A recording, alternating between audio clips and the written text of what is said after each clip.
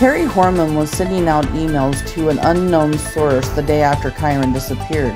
Later in the month, she was sending emails to friends and to Kyron Horman. Take a look at this Kyron Horman case revisited early news collection. Thanks a lot for being with us, and only on K2 for the very first time, in her own words now, we hear from the one person who's been silent during the 2-month search for Kyron Horman, his stepmother. K2's Anita Kasey obtained emails she sent the day after Kyron vanished. Well, reading through these from the very start, long before the alleged murder for hire plot, I should say, and those alleged sexting affairs, it seems that Terri knew suspicions settled on her, even writing, quote, "They are blaming me in the blogs. I just want to scream." Terri, do you have anything to say? Do you have anything to say? You know where Kyron is. Yes or no? She is the person everyone wants to talk. Kyron Horman's stepmother. You tell the world something. But while Terri Horman has remained silent in front of cameras, her fingers have not. These are excerpts from 2 emails that K2 News obtained, written by Terri to a source we will not reveal, sent on the day after Kyron vanished from Skyline School during that science fair. Now, investigators have said Terri is the last person to see Kyron, but this is what Terri wrote. "The teacher thought I said I was going to take Kyron with Kitty for a doctor's appointment. I said I was going to look at other exhibits. How do you mess that up? His coat and backpack were still at school. I left the school at 9, and he was seen with a man, chaperone, and 2 girls after I left.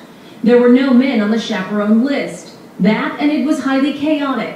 Had to been 300 people running around, no coordination." The reference to her daughter's doctor visit, not mentioned again in a follow-up email sent later that day. "I didn't just drop him off. I spent time with him, took pictures, and he was in safe hands, I thought, as I watched him walk down the hall.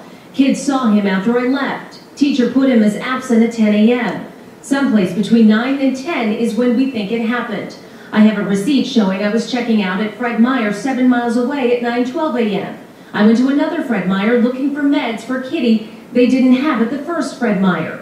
Then I was trying to get Kitty to sleep in the truck for a few minutes, but no go, so off to the gym at 11:20, out at 12:20, home at 12:45, came home at 2, bus at 3:30. That was my day. They keep asking me, now on my 5th interview with them." Terri went on to talk about Kyron's recent behavior. "The past 2 weeks he's been acting really weird, staring off into space, can't remember anything, walks into the room and then back out, stopping to stare and then move on. The doc thinks that he is having many seizures, and I made an appointment on Thursday for next Friday to have him checked out." That contradicts what multiple sources have told K2, that in the days before the science fair, Terri informed Kyron's teacher he had an appointment that day, June 4th. That is why no one expected that he would be in class and why he was marked absent. As the search continues for Kyron Horman, today we are getting a rare glimpse at emails written by Terri Horman a few weeks after he vanished. Kyron disappeared from Skyline School on June 4th, and police continue to say that he was last seen with his stepmother, Terri Horman. And now, only on 12, we have some of the emails Terri wrote to friends and her husband, Kane, just a few weeks later. KPTV's Jamie Wilson joins us live now with more. Jamie? Well, the grand jury is in session once again downtown here today, and about a couple of hours ago, we want to let you know first that we saw Captain Mike Schultz going into the courthouse. Schultz has been very close to this investigation since the day Kyron disappeared.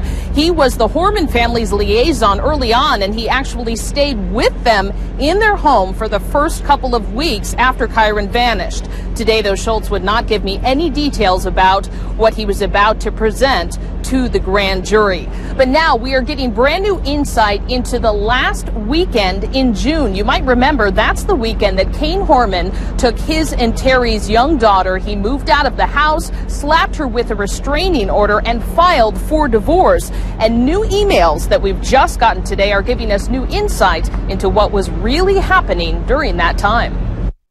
Did you feel like that flyer being out with your wife's pictures on it painted her as a suspect at all?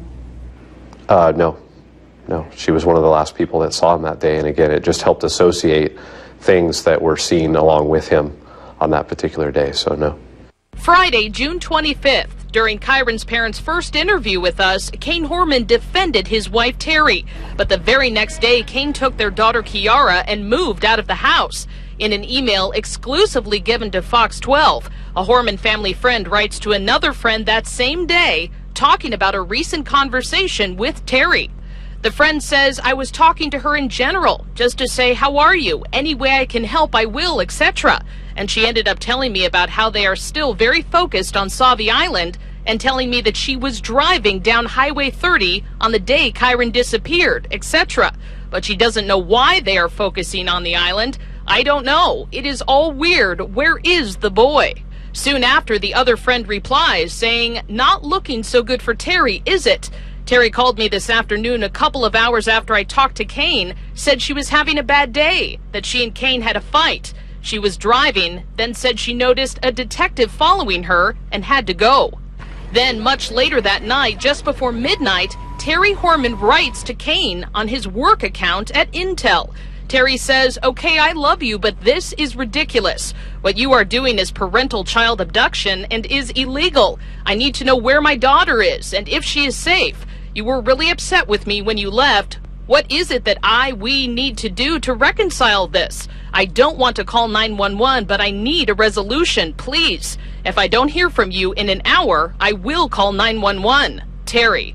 And sure enough, about an hour later, early Sunday morning, Terri emails her friend. I just called 911. They directed me to non-emergency. Guess what? Since we are married, we have joint custody, and he can do that. Gee, too bad I didn't know that.